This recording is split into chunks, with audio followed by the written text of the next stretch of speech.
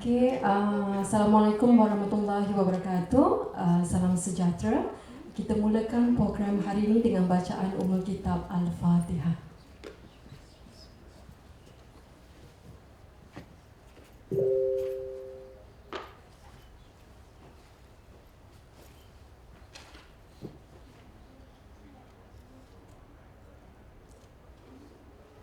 Alhamdulillah. Okey, terima kasih. Selamat datang ke program pengajaran dan pembelajaran dari reality ke virtual. Tajuk pun menarik kan? Okey, saya tak pasti adakah ini penjarakan sosial? Terlalu jarak di sini. Bolehkah kalau saya mengalu-alukan peserta untuk beranjak ke hadapan bagi memenuhi ruang-ruang kosong di hadapan. Kalau boleh kita penuhkan row tengah sahaja. Jadi bila bergambar tu nampak cantik sikit. Silakan. Saya bagi sedikit masa.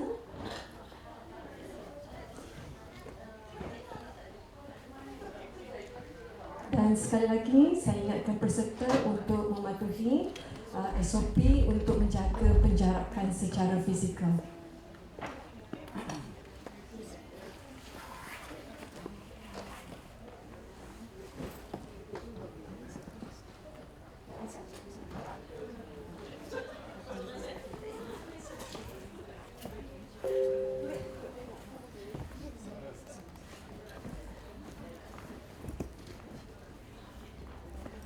Silakan Dr. Zarina, Dr. Nurhuda.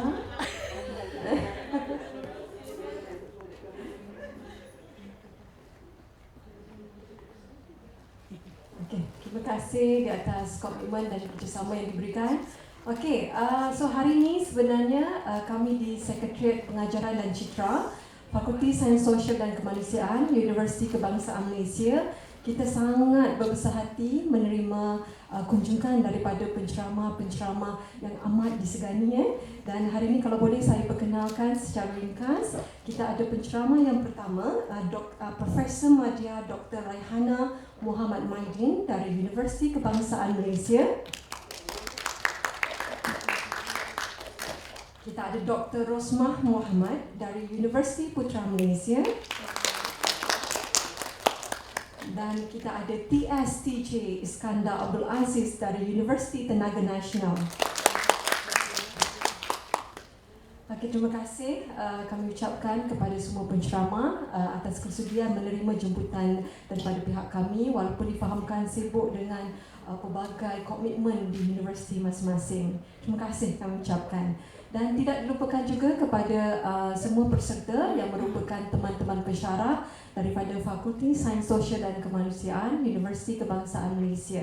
Dan untuk makluman, Dr. Rosmah dan juga TJTS Iskandar, sebenarnya very special kan nama penceramah yang ketiga ni, TSTJ Iskandar. Sebenarnya TS tu adalah gelaran dan TJ tu nama istimewa tuan empunya. Saya tanya tapi dia tak nak berkongsi apa maksud DJ itu. Biarlah tuan badan yang menceritakan selepasnya. Okey, dan saya juga sangat menghargai kehadiran dan komitmen Barisan Pensyarah. Dan untuk makluman Dr. Rosmah dan juga TSTJ Iskandar, di Fakulti Sains Sosial dan Kemanusiaan kita ada 6 pusat kajian. Kalau boleh saya sebutkan di sini, kita ada Pusat Kajian Media dan Komunikasi, Pusat Kajian Bahasa Kesastraan dan Kebudayaan Melayu, Pusat Kajian Pembangunan Sosial dan Persekitaran, Pusat Kajian Psikologi dan Kesejahteraan Manusia, Pusat Kajian Bahasa dan Linguistik, dan Pusat Kajian Sejarah Politik dan Hal Ehwal Antarabangsa. Right. So sebelum kita mulakan program perkongsian pada hari ini, saya dengan ini menjemput Wakil Pengurusan FSSK UKM, dan hari ini kita ada Penolong Dekan Pengajaran dan Citra FSSK UKM, Dr. Muhammad Nasir bin Selamat, untuk memberikan sedikit sepatah dua kata sebagai pembuka program. Silakan.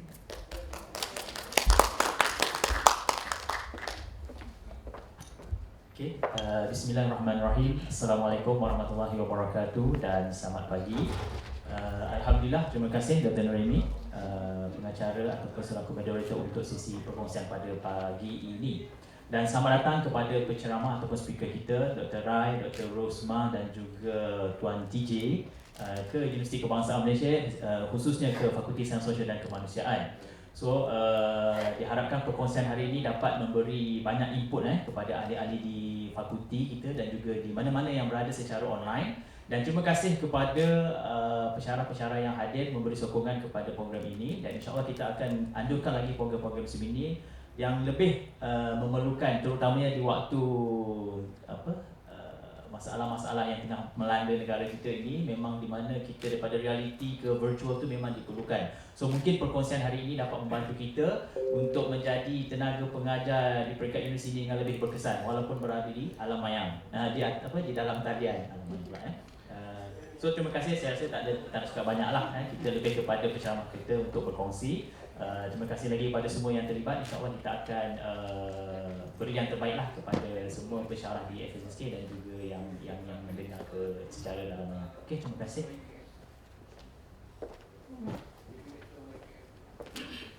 Terima kasih Dr. Muhammad Nasir bin Selamat. Okey, sekarang tiba masanya yang dinanti-nantikan, perkongsian khas daripada barisan penceramah kita. Jadi kita mulakan dengan penceramah yang pertama, namun izinkan saya untuk menerangkan secara ringkas latar belakang untuk penceramah yang pertama.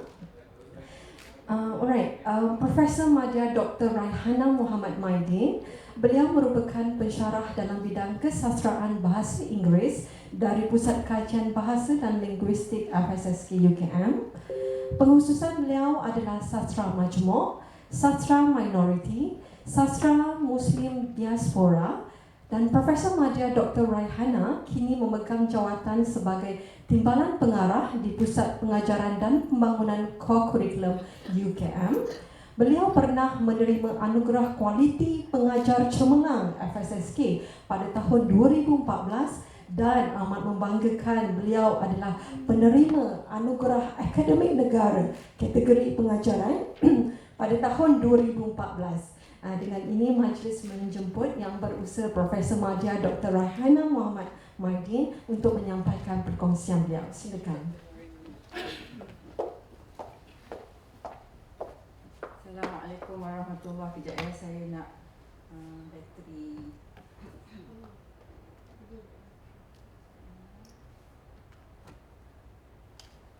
Lupa nak buat tadi, minta maaf.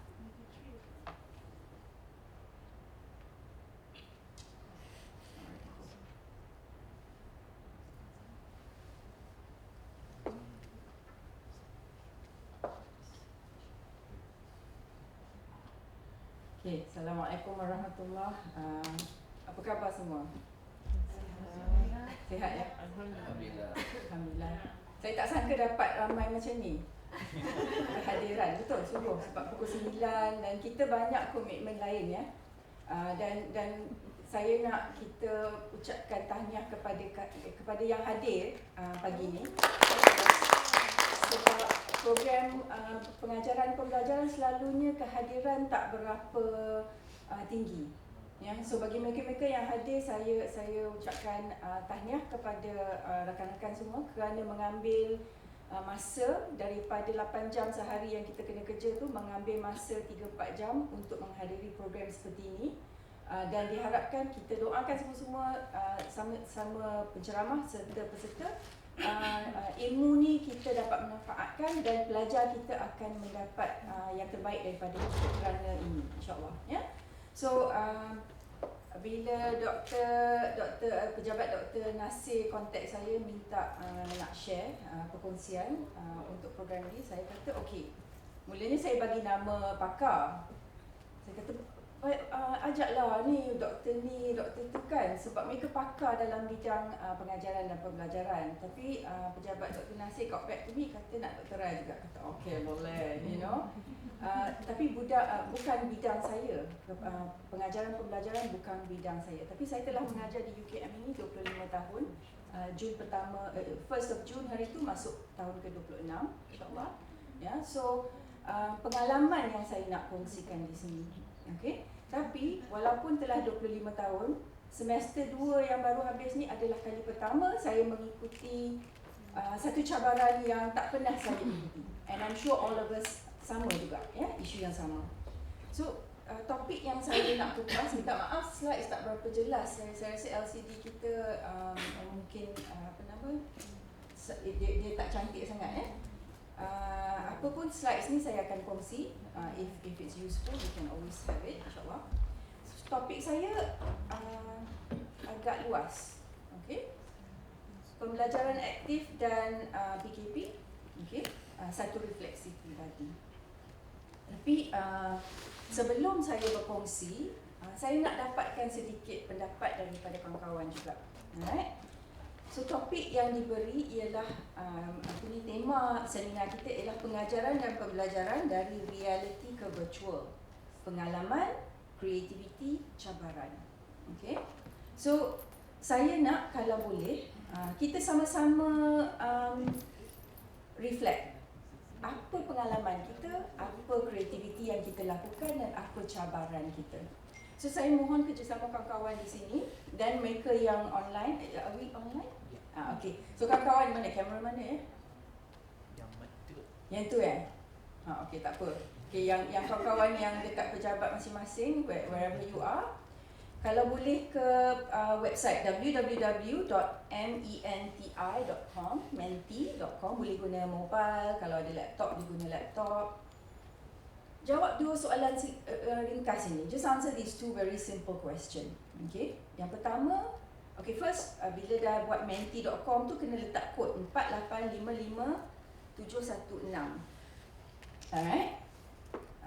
So, soalan pertama, pengalaman mengajar SEM 2, sesi 2019-2020. Dalam skala tu, antara sangat memuaskan ke sangat tidak memuaskan, reflect pengalaman masing-masing. What's your answer?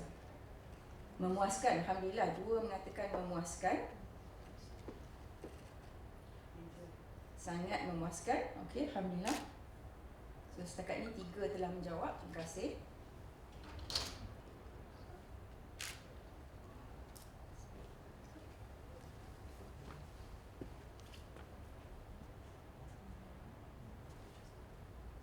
Kat sini kan, kalau kira ada berapa orang ya? Lebih daripada 3 kalau tak silap. Okay, 6, cool. Tidak memuaskan. Tidak memuaskan.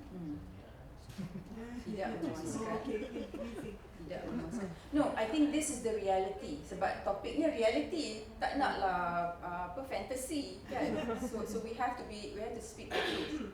So kalau realitinya tidak memuaskan, kenalah register tidak memuaskan.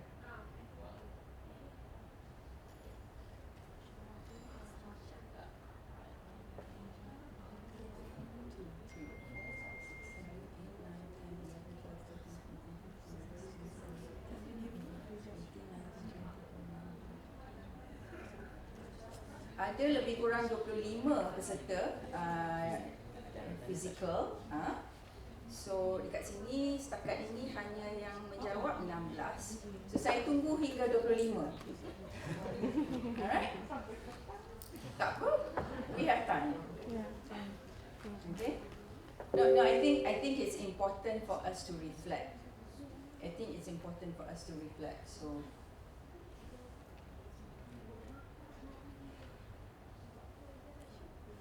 okay lah, saya tunggu 2 lagi. So neck and neck ya. Memuaskan dengan tidak memuaskan. Bagi yang sangat memuaskan, syabas.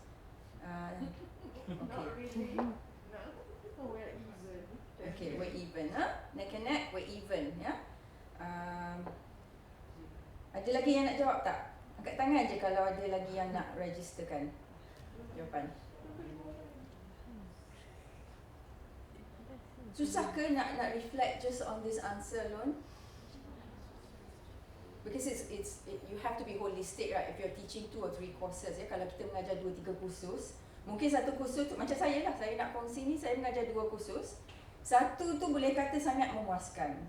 Yang lagi satu tu lebih kepada tidak memuaskan untuk saya sendiri. Ya. Okay. Second and last question. Alright, untuk ini kena type sesuatu, ya. You have to type something. Soalannya begini.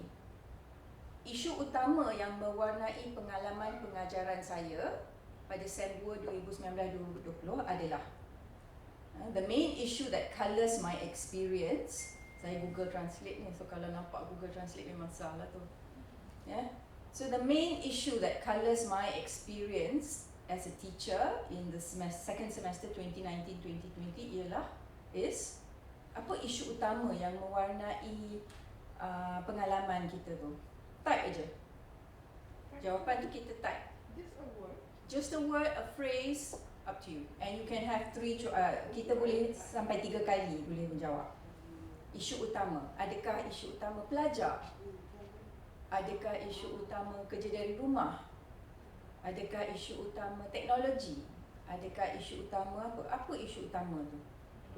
For you, komunikasi. Thank you very much. So what's your issue? Apa isu yang rakan-rakan hadapi yang membuatkan, especially yang 50% tadi tu, yang membuatkan tidak memuaskan pengalaman pengajaran semester 2 baru-baru ni? Okay? Cabaran teknologi, betul. Kejujuran, norma baru, penilaian pelajar, akses internet, communication again. Familiarization with technology, high five. Siapa-siapa yang cakap tadi tu pasal familiarization with technology, high five. I'm in the same boat. IT skills, work from home. Okay. Oh, yang ni cepat jawab nah. Yang tadi memuaskan tak memuaskan tu susah sikit. Okay, good tip for all of us. Maybe people prefer this kind of a story where you get to say your own thoughts. Okay. Challenging at home, betul ya. Dugaan cabaran di rumah lebih kadang-kadang untuk bekerja dari rumah. 2 more. If you can have 2 more answers, we'll make it a nice 20. Senang nak tabulate nanti. 1 more. Saya sangat curious dengan kejujuran pelajar tadi tu.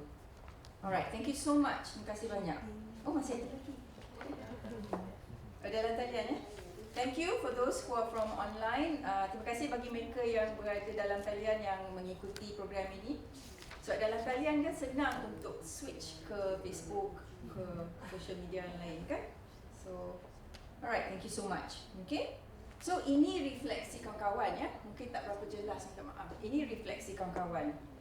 So sesi saya pagi ini agak simple, very simple. Sesi saya ialah pengalaman saya sendiri, dan daripada pengalaman saya kupas topik yang diberi, iaitu kreativiti dan cabaran. Tapi saya mula dengan cabaran dulu dan kemudian saya shift kepada strategi. So setiap kali ada cabaran, kita ada peluang untuk berstrategize. Kita ada peluang untuk berinnovate, ya, untuk to innovate and to strategize. Itu falsafah saya. Alright. So seperti yang saya sebut tadi, saya ada 2 kumpulan pelajar semester baru-baru ni, semester 2, sesi 2019-2020. Yang pertama ialah khusus sarjana dari program saya sendiri, iaitu program sarjana pasca kolonial dalam bahasa Inggeris, dan khusus yang saya ajar ialah parameter dalam sastra bandingan, comparative literature, parameters in comparative literature. Khusus kedua ialah khusus undergraduate, ya, khusus citra bagi Dr. Rosmah dan TJ. Khusus citra ialah khusus di mana kita boleh menawarkan, kita pengajar boleh menawarkan kepakaran kita kepada semua pelajar di mana-mana fakulti. So it tends to be introductory type course, ya, dia punya content. So saya nak kongsi pengalaman mengajar yang 2 ni. So yang pertama, this is the sangat memuaskan punya experience, okay, untuk saya sendiri. So khusus pertama, saya beri sedikit demografik pelajar saya. Tak ramai, 6 pelajar sahaja, 2 dari Iraq dan 4 dari Malaysia. Usia antara 26 dan 61 tahun. Mungkin usia kita tak boleh jadikan isu, tapi dalam konteks ini, saya dapati pengalaman saya, usia menjadi isu kerana yang 61 tu baby boomers. Kekangan beliau ialah walaupun seorang yang sangat kritikal dan very engaged, ya, beliau mendapati penggunaan teknologi secara total menjadi satu isu. And we had to communicate and find out how to help her without going to her house and helping her out. Jadi satu isu, ya, kalau tidak bolehlah hantar technical person kata okey tolong bantu ini kawan ni kan. Tapi because she is on her own and she has to figure things out, especially Microsoft Teams, kenapa tak boleh log in, apa jadi masalah, kenapa, so many issues, ya. So yang 4 lagi pelajar Malaysia, okay. Bila PKP middle of March tu, 24 March saya lakukan satu survey simple dengan pelajar saya, memang melalui WhatsApp lah. Dapati internet sangat memuaskan. Mereka boleh tonton video pendek YouTube, fine. Kemudahan teknologi pun okey. Mikrofon ada pada laptop. Kalau tak ada, mereka boleh guna smartphone. Kamera pun ada. Kecekapan penggunaan teknologi tadi seperti yang saya sebut, mereka tu yang usia 26 hingga 30 tu generasi Y, okay, they will figure it out. Kalau tak tahu pun mereka akan belajar, mereka akan bertanya, ya. Tapi yang generasi baby boomers tu seorang sahaja yang berusia 61 tahun. Beliau ada banyak cabaran, tapi she managed to overcome it. Bukan nak kata baby boomers ni tak boleh belajar pasal penggunaan teknologi, tidak, ya. So another dapatan survey ialah bila saya ber-WhatsApp dengan mereka waktu PKP ni, ya, mulai middle of March tu, sangat cepat respon mereka, you know. So mereka they're very responsive. And another thing, what they asked from me, satu lagi request daripada mereka ialah mereka nak kelas informal. So waktu PKP, sebelum kita start 27 April kan, mereka nak kelas informal. Mereka tak nak sebulan lebih tu macam tak buat apa-apa. So they wanted engagement. So I was like, okay, cool. Satu perkara mengenai comparative literature yang khusus yang saya ajar, serta khusus di program kami, program sastra, perlu membaca banyak penulisan sastra. Untuk khusus saya sendiri, they have a compulsory reading of 7 novels. Setiap novel tu memakan masa yang panjang untuk membaca. Membaca tu satu. If you're reading extensively just for the fun of it, it's different. Tapi kalau perlu baca intensif, you need time to digest, untuk menghayati dan sebagainya. So I told them, okay, kalau macam tu, let's start doing a virtual book club. Okay tak? Mereka kata, okay doktor, sure. I said, okay, fine. So setiap minggu, kita akan berjumpa melalui platform yang kita pilih, iaitu MS Teams, Microsoft Teams. And kita akan berjumpa selama sejam setengah. Okay? The task, tugasan utama ialah untuk membaca novel yang kita pilih. So we start with Pride and Prejudice. Baca, Bila dah baca tu, masa perjumpaan dalam virtual book club kami, the e-book club kami, pelajar diberi kebebasan untuk mengutarakan apa-apa isu yang mereka lihat penting dalam buku tu.